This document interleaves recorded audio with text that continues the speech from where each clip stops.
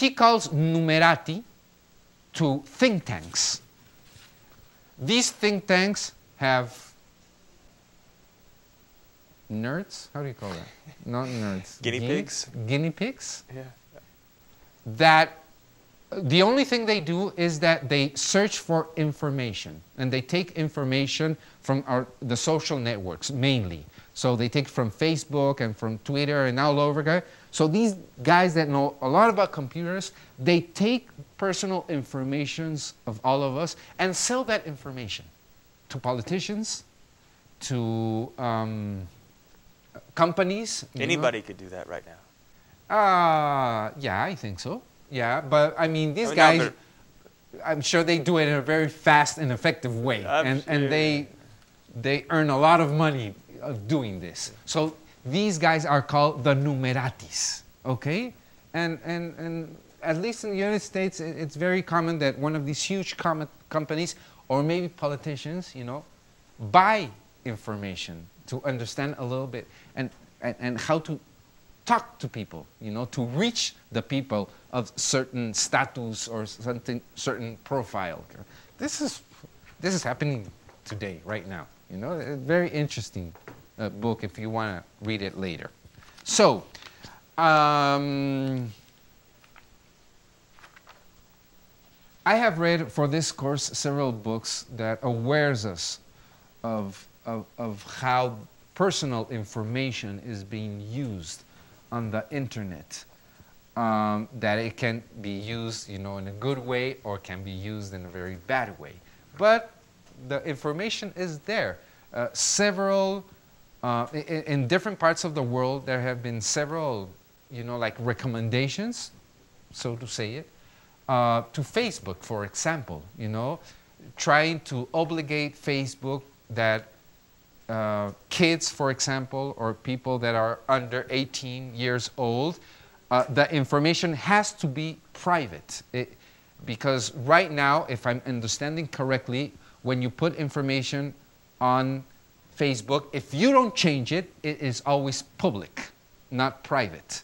So some rulings in the world are asking so that Facebook and other of these networks go first private in all the options. And then if you want to open it, so you can open it publicly.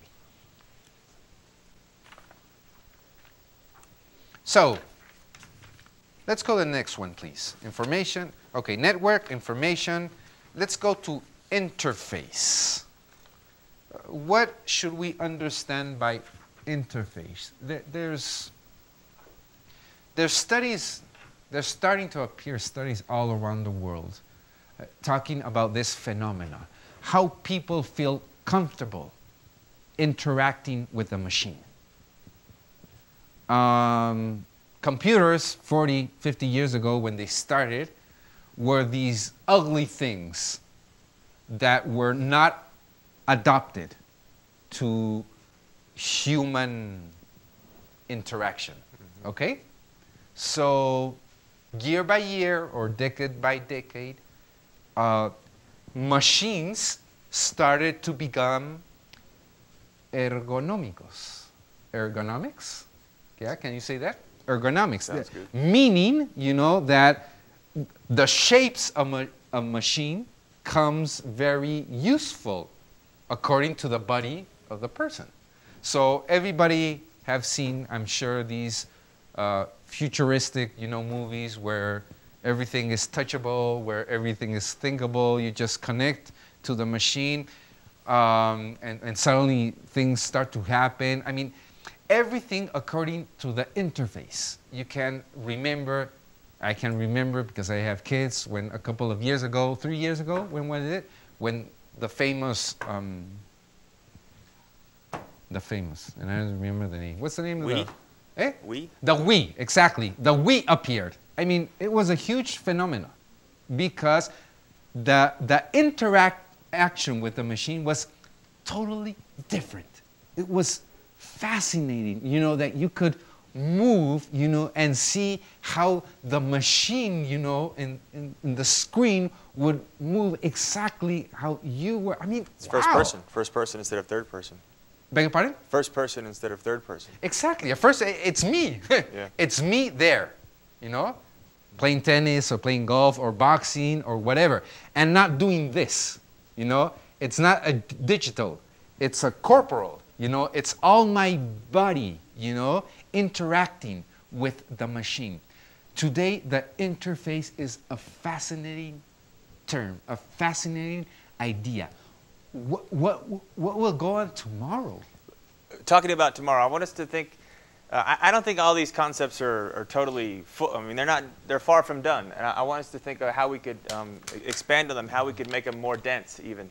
And one of the things that occurred to me is that it's typical in the United States. If you're going to speak in public, you always start with a joke, okay? And the joke, you know, it makes a connection between you and the audience, but really it makes the speaker feel better, because now the speaker has made the audience laugh. The speaker and the audience are connected. So that's part of the interface too. That's a real subtle component, a real subtle element of interface that could be improved upon in terms of you know, digital communication, in terms of human and machine interaction. How do we overcome fear? You know, yeah, we can make it pretty. We are still obsessed with the screen, but you know, seeing the screen could be intimidating to somebody. How do we overcome some of these inhibitions? A couple of examples. I just got my Kindle. Maybe some of you have the Kindle. And it's fascinating how almost all the people that have seen for the first time a Kindle, my Kindle, you know, when they reach it, they grab it, you know, and the first thing they do, you know what it is? Touch the screen. A Kindle, no screen. In that sense, you know, the interface of the Kindle is an interface used 10 years ago. Yeah, right. But everybody, Clark, has, when they saw grab that. it for the first time. Your nephew did the same thing. Exactly. The first thing, okay, and they tap it, you know, boom, boom. like the screen was going to do something, and it doesn't do anything. You have to move it through a mouse, you know. You have to do it the traditional way, and not even a mouse here, but a little button that is here that you press it and you move it one way or another. Some of you maybe have used it.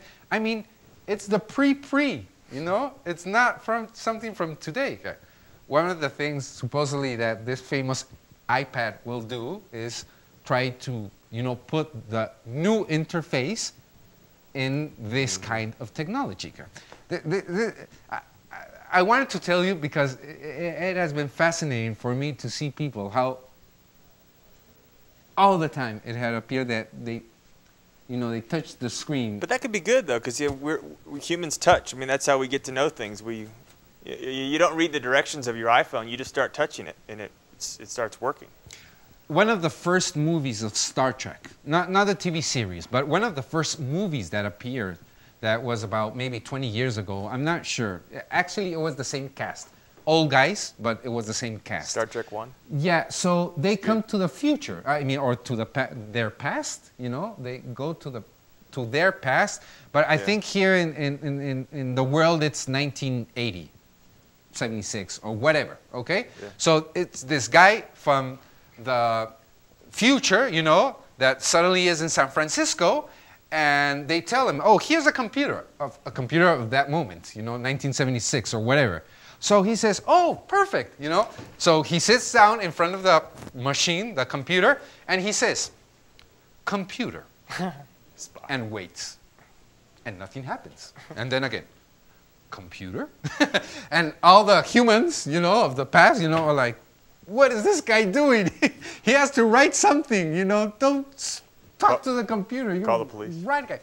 Again, the interface has changed, I mean, dramatically over the years. And my last example, if you have the opportunity, I've been mentioning a lot of movies today.